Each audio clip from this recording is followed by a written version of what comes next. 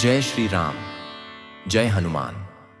प्रिय भक्तों, अगर आज आपके जीवन में तकलीफ है, कई रुकावटें हैं, कहीं से भी रुपए पैसे आने की संभावना नजर नहीं आ रही है, मन भी बेचैन रहता है और आपके सभी काम बनते बनते रुक जाते हैं, तो आज से एक नया अध्याय शुरू करें। हर सुबह सिर्फ 45 मिनट के लिए हनुमान जी के मंत्र का स्मरण करें, क्योंकि जब हनुमान जी प्रसन्न होते हैं तो किस्मत पलटते देर नहीं लगती है और धन वर्षा शुरू हो जाती है।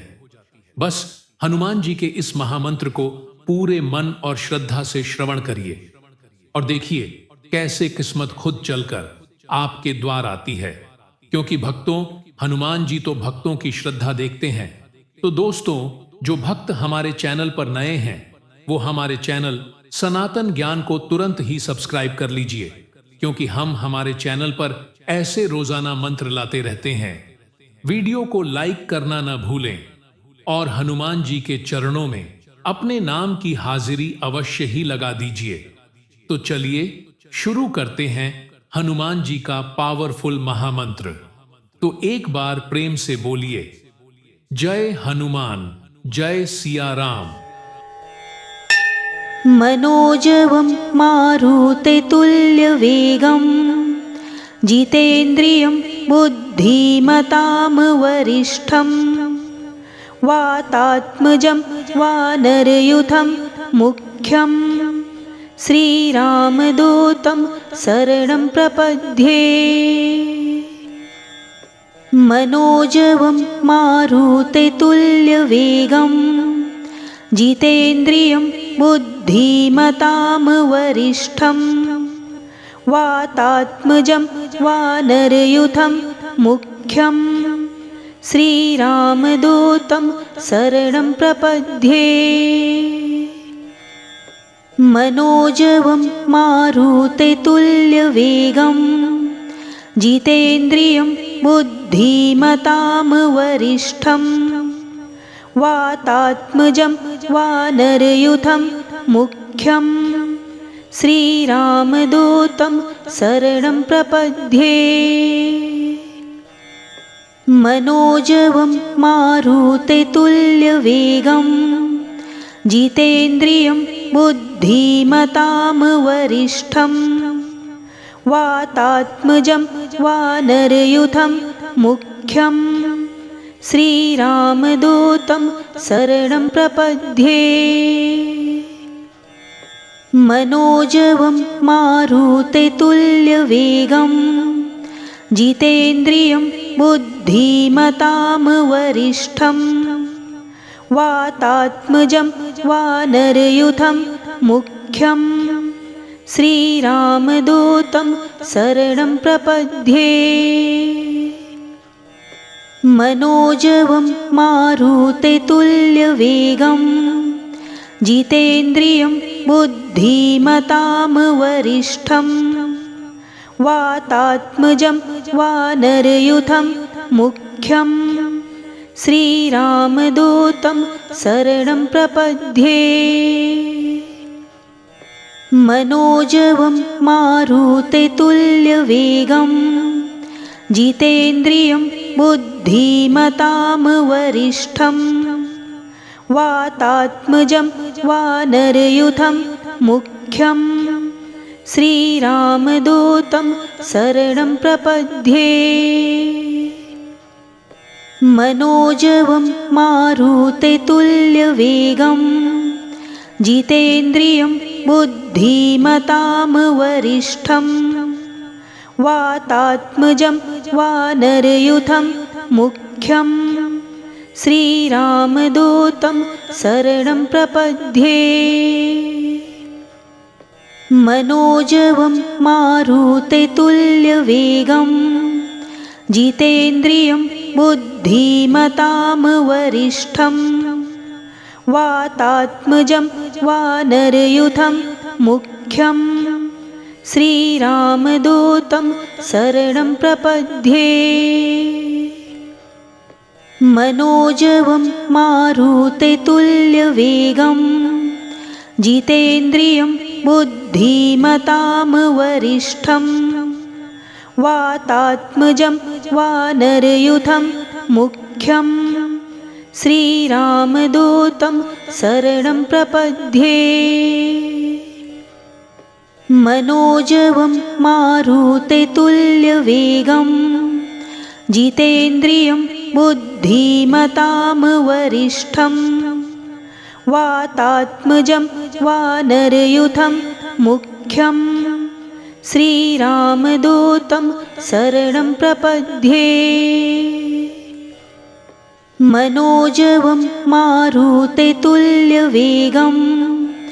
जितेन्द्रियं बुद्धिमतां वरिष्ठं वातात्मजं वानरयूथं मुख्यं श्रीरामदूतं शरणं प्रपद्ये। मनोजवं मारुततुल्यवेगं जितेन्द्रियं बुद्धिमतां वरिष्ठं वातात्मजं वानरयूथं मुख्यं श्रीरामदूतं शरणं प्रपद्ये। मनोजवं मारुततुल्यवेगं जितेन्द्रियं बुद्धिमतां वरिष्ठं वातात्मजं वानरयूथं मुख्यं श्रीरामदूतं शरणं प्रपद्ये। मनोजवं मारुततुल्यवेगं जितेन्द्रियं बुद्धिमतां वरिष्ठं वातात्मजं वानरयूथं मुख्यं श्रीरामदूतं शरणं प्रपद्ये। मनोजवं मारुततुल्यवेगं जितेन्द्रियं बुद्धिमतां वरिष्ठं वातात्मजं वानरयूथं मुख्यं श्रीरामदूतं शरणं प्रपद्ये। मनोजवं मारुततुल्यवेगं जितेन्द्रियं बुद्धिमतां वरिष्ठं वातात्मजं वानरयूथं मुख्यं श्रीरामदूतं शरणं प्रपद्ये। मनोजवं मारुततुल्यवेगं जितेन्द्रियं बुद्धिमतां वरिष्ठं वातात्मजं वानरयूथं मुख्यं श्रीरामदूतं शरणं प्रपद्ये। मनोजवं मारुततुल्यवेगं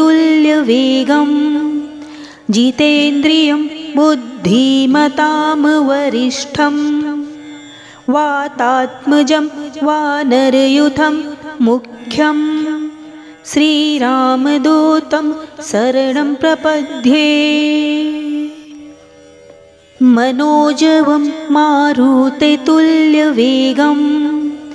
जितेन्द्रियं बुद्धिमतां वरिष्ठं वातात्मजं वानरयूथं मुख्यं श्रीरामदूतं शरणं प्रपद्ये। मनोजवं मारुततुल्यवेगं जितेन्द्रियं बुद्धिमतां वरिष्ठं वातात्मजं वानरयूथं मुख्यं श्रीरामदूतं शरणं प्रपद्ये। मनोजवं मारुततुल्यवेगं जितेन्द्रियं बुद्धिमतां वरिष्ठं वातात्मजं वानरयूथं मुख्यं श्रीरामदूतं शरणं प्रपद्ये। मनोजवं मारुततुल्यवेगं जितेन्द्रियं बुद्धिमतां वरिष्ठं वातात्मजं वानरयूथं मुख्यं श्रीरामदूतं शरणं प्रपद्ये मनोजवं मारुततुल्यवेगं जितेन्द्रियं बुद्धिमतां वरिष्ठं वातात्मजं वानरयूथं मुख्यं श्रीरामदूतं शरणं प्रपद्ये मनोजवं मारुततुल्यवेगं जितेन्द्रियं बुद्धिमतां वरिष्ठं वातात्मजं वानरयूथं मुख्यं श्रीरामदूतं शरणं प्रपद्ये मनोजवं मारुततुल्यवेगं जितेन्द्रियं बुद्धिमतां वरिष्ठं वातात्मजं वानरयूथं मुख्यं श्रीरामदूतं शरणं प्रपद्ये मनोजवं मारुततुल्यवेगं जितेन्द्रियं बुद्धिमतां वरिष्ठं वातात्मजं वानरयूथं मुख्यं श्रीरामदूतं शरणं प्रपद्ये मनोजवं मारुततुल्यवेगं जितेन्द्रियं बुद्धिमतां वरिष्ठं वातात्मजं वानरयूथं मुख्यं श्रीरामदूतं शरणं प्रपद्ये मनोजवं मारुततुल्यवेगं जितेन्द्रियं बुद्धिमतां वरिष्ठं वातात्मजं वानरयूथं मुख्यं श्रीरामदूतं शरणं प्रपद्ये मनोजवं मारुततुल्यवेगं जितेन्द्रियं बुद्धिमतां वरिष्ठं वातात्मजं वानरयूथं मुख्यं श्रीरामदूतं शरणं प्रपद्ये मनोजवं मारुततुल्यवेगं जितेन्द्रियं बुद्धिमतां वरिष्ठं वातात्मजं वानरयूथं मुख्यं श्रीरामदूतं शरणं प्रपद्ये मनोजवं मारुततुल्यवेगं जितेन्द्रियं बुद्धिमतां वरिष्ठं वातात्मजं वानरयूथं मुख्यं श्रीरामदूतं शरणं प्रपद्ये मनोजवं मारुततुल्यवेगं जितेन्द्रियं बुद्धिमतां वरिष्ठं वातात्मजं वानरयूथं मुख्यं श्रीरामदूतं शरणं प्रपद्ये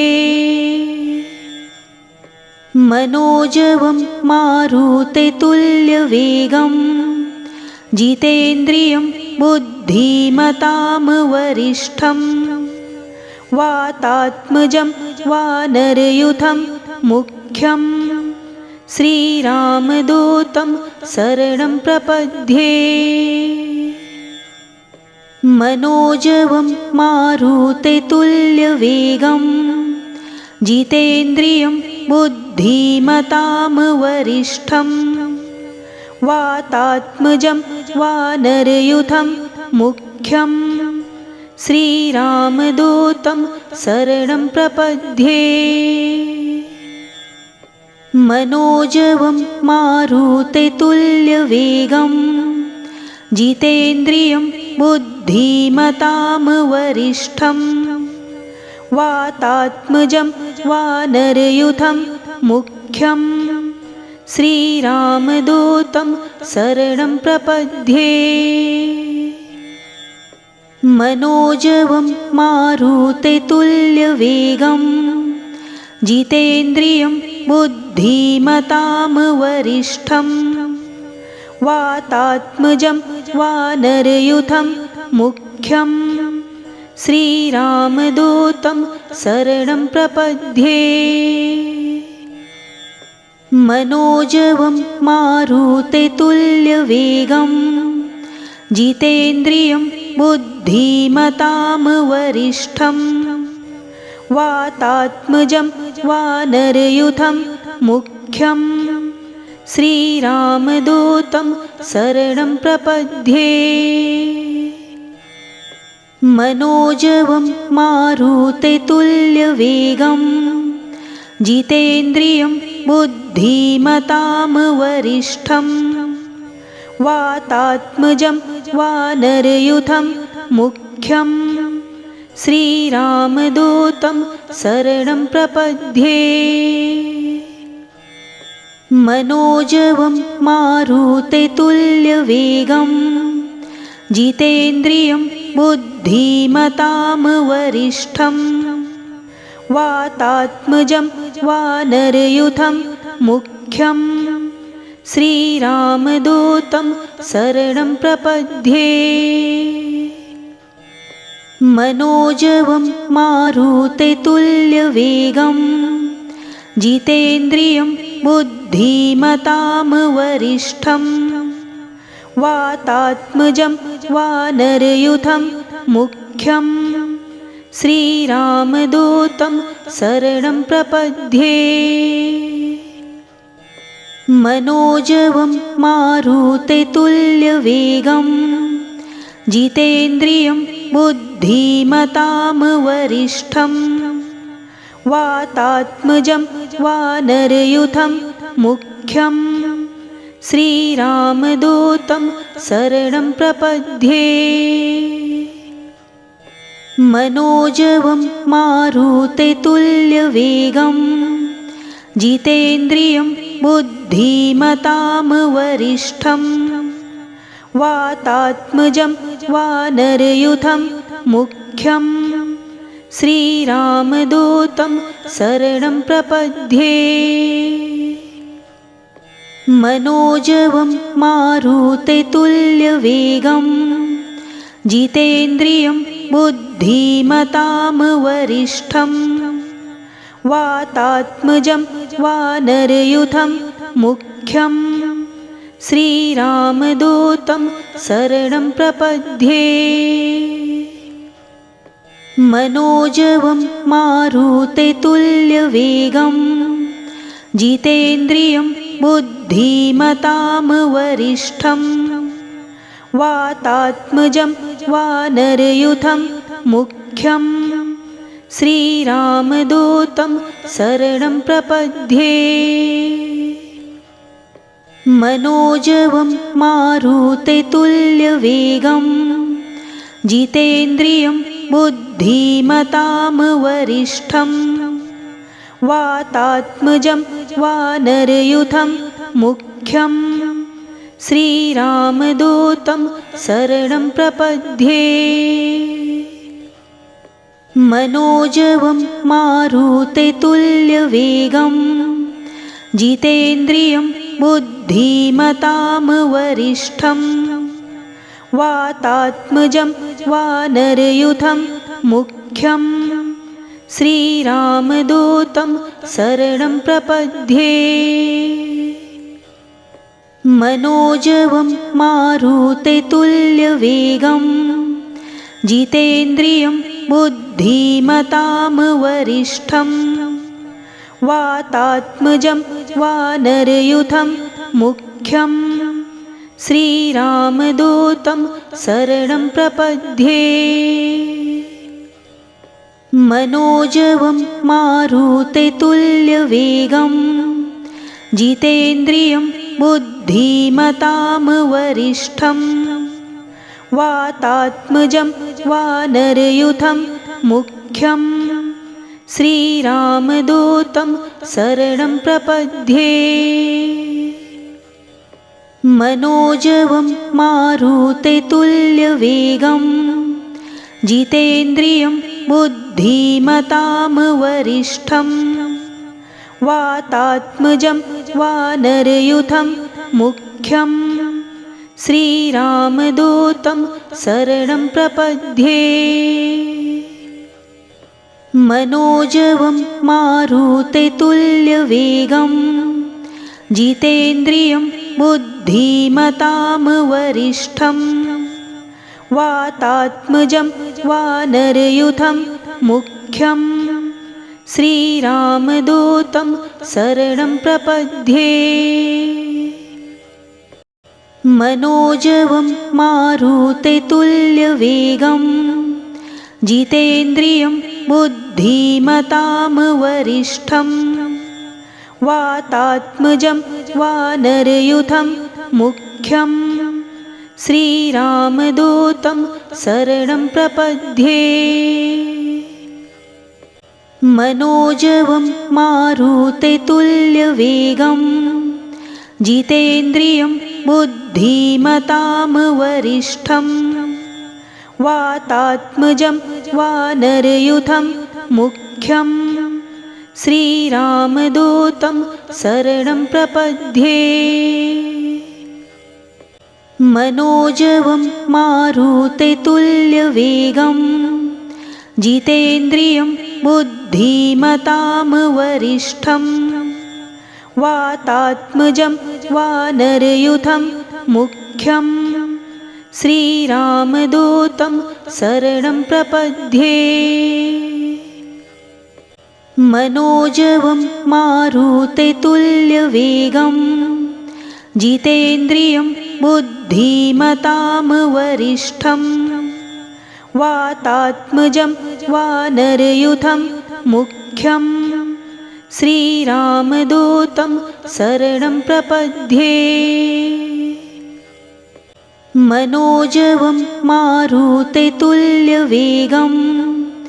जितेन्द्रियं बुद्धिमतां वरिष्ठं वातात्मजं वानरयूथं मुख्यं श्रीरामदूतं शरणं प्रपद्ये मनोजवं मारुततुल्यवेगं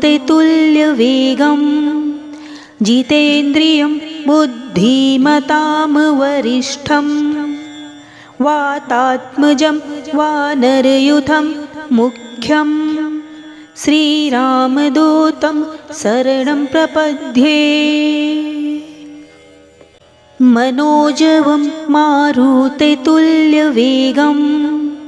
जितेन्द्रियं बुद्धिमतां वरिष्ठं वातात्मजं वानरयूथं मुख्यं श्रीरामदूतं शरणं प्रपद्ये मनोजवं मारुततुल्यवेगं जितेन्द्रियं बुद्धिमतां वरिष्ठं वातात्मजं वानरयूथं मुख्यं श्रीरामदूतं शरणं प्रपद्ये मनोजवं मारुततुल्यवेगं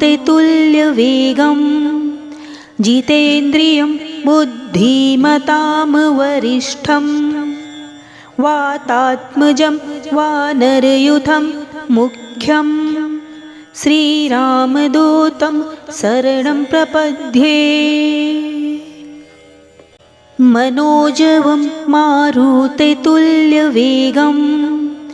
जितेन्द्रियं बुद्धिमतां वरिष्ठं वातात्मजं वानरयूथं मुख्यं श्रीरामदूतं शरणं प्रपद्ये मनोजवं मारुततुल्यवेगं जितेन्द्रियं बुद्धिमतां वरिष्ठं वातात्मजं वानरयूथं मुख्यं श्रीरामदूतं शरणं प्रपद्ये मनोजवं मारुततुल्यवेगं जितेन्द्रियं बुद्धिमतां वरिष्ठं वातात्मजं वानरयूथं मुख्यं श्रीरामदूतं शरणं प्रपद्ये। मनोजवं मारुततुल्यवेगं जितेन्द्रियं बुद्धिमतां वरिष्ठं वातात्मजं वानरयूथं मुख्यं श्रीरामदूतं शरणं प्रपद्ये। मनोजवं मारुततुल्यवेगं जितेन्द्रियं बुद्धिमतां वरिष्ठं वातात्मजं वानरयूथं मुख्यं श्रीरामदूतं शरणं प्रपद्ये। मनोजवं मारुततुल्यवेगं जितेन्द्रियं बुद्धिमतां वरिष्ठं वातात्मजं वानरयूथं मुख्यं श्रीरामदूतं शरणं प्रपद्ये। मनोजवं मारुततुल्यवेगं